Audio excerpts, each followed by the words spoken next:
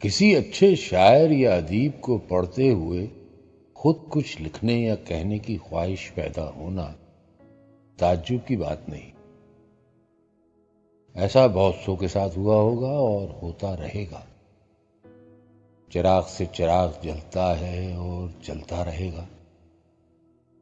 جان بھائی لاکھوں دلوں میں بستے ہیں، اور ہزاروں ایسے متاثرین بھی ہیں جنہوں نے جان بھائی کے زیر اثر لکھنا شروع کیا ہے۔ ان متاثرین جان میں بھی شامل ہوں۔ جان بھائی سے تعارف تو ٹی وی پر ہونے والے مشاعروں کے ذریعے ہو چکا تھا، لیکن عالمی ڈائجسٹ کا پہلا صفحہ میرے لیے جان بھائی کی شخصیت کا اصل تعارف تھا۔ کیا خبر تھی کہ کبھی ان سے ملنے کی تمنا بھی پوری ہوگی۔ یہ 80 کے اوائل کی بات ہے کہ شفیق الرحمان، میرا عزیز ترین دوست، جان بھائی سے ملاقات کا وسیلہ بنا۔ شفیق جان بھائی کے رسالے عالمی ڈائجسٹ میں بطور اسکیچ آرٹسٹ کام کیا کرتا تھا اور بطور گلوکار اپنا کیریئر بنانے کی کوشش میں لگا ہوا تھا۔ میں ان دنوں مرحوم موسیقار کریم شہاب الدین کے آرکیسٹرا میں بحیثیت ڈرمر کام کیا کرتا تھا، اور فرصت ملتے ہی شفیق کے پاس عالمی کے دفتر پہنچ جایا کرتا تھا۔ شفیق اپنے کام میں لگا ہوتا اور میں دفتر میں رکھے عالمی کے پرانے شماروں سے پہلا صفحہ نکال کر پڑھتا رہتا۔ یہ عموماً شام کا وقت ہوا کرتا تھا۔ جان بھائی کو آتے جاتے دیکھنا، اٹھ کر سلام کرنا، جان بھائی کا مسکرا کر جواب دینا، اور شفیق کو "ہاں میاں آرٹسٹ کیا ہو رہا ہے" کہنا ایک ایسا منظر تھا جو میرے ذہن میں آج بھی تازہ ہے۔ یہ سلسلہ کوئی 6 مہینے چلا۔ جان بھائی دفتر آتے، میں سلام کرتا، وہ جواب دیتے، اور شفیق سے مختصر سی بات کر کے اپنے کمرے میں چلے جاتے۔ میں اکثر شفیق سے پوچھتا، یار جان بھائی روز مجھے یہاں بیٹھا دیکھتے ہیں، کسی دن ڈائریکٹ ہی نہ ہو جائے۔ شفیق اپنی مخصوص ہنسی ہنستا، پیارے یہ جان بھائی ہیں، ان کا دل اس دفتر سے بڑا ہے، خیر ہے۔ سردیوں کی ایک سرد ترین رات تھی، اور میں حسب معمول شفیق کے پاس بیٹھا عالمی کی ورق گردانی کر رہا تھا۔ سامنے جان بھائی کے کمرے میں محفل جمی ہوئی تھی۔ ہر تھوڑی دیر میں واہ واہ کی صدائیں بلند ہوتی تو میں شفیق کی طرف دیکھتا۔ اس کی مسکراہٹ میں ایک فخر نظر آتا تھا۔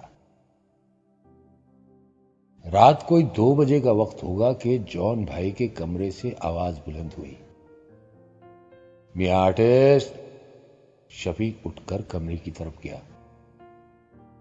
پتہ نہیں کیوں مجھے لگا کہ جان بھائی نے شفیق کو یہ کہنے کو بلایا ہے کہ میاں یہ لڑکا کوئی کام وام بھی کرتا ہے کہ نہیں، جب دیکھو یہاں بیٹھا ہوتا ہے۔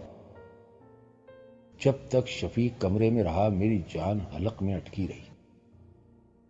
کافی دیر بعد شفیق کی واپسی ہوئی۔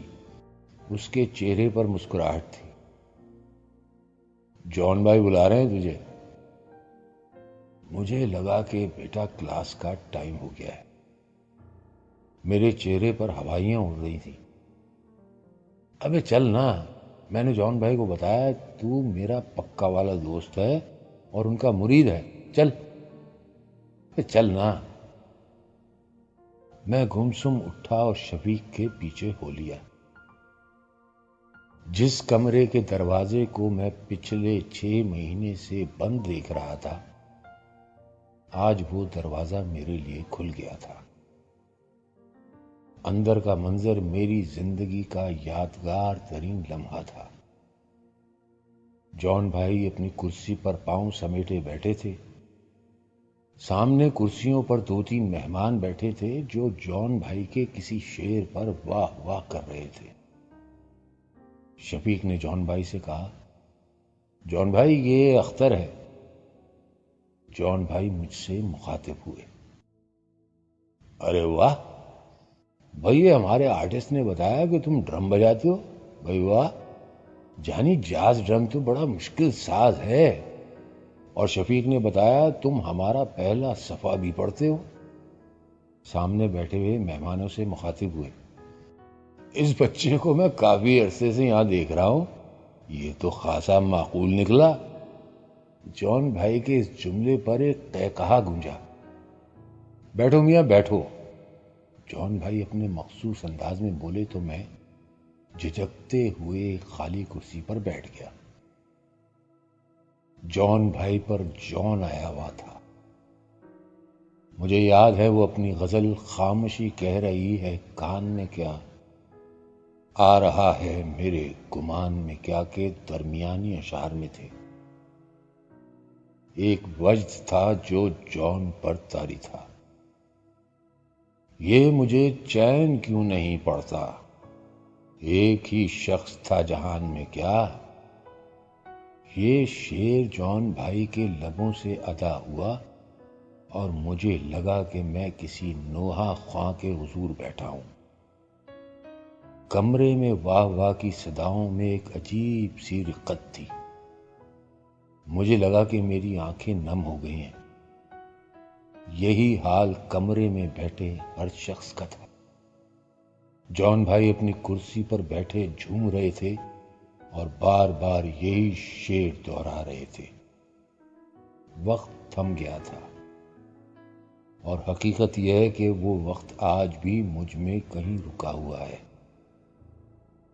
صبح کے 6 بجے کیفے پیالہ ہم کیسے پہنچے، کب چائے آئی، کتنی سگریٹیں ہم نے پھونک ڈالی، کچھ پتہ نہ چلا۔ بس ذہن میں ایک شعر کی تکرار تھی، یہ مجھے چین کیوں نہیں پڑتا، ایک ہی شخص تھا جہان میں کیا۔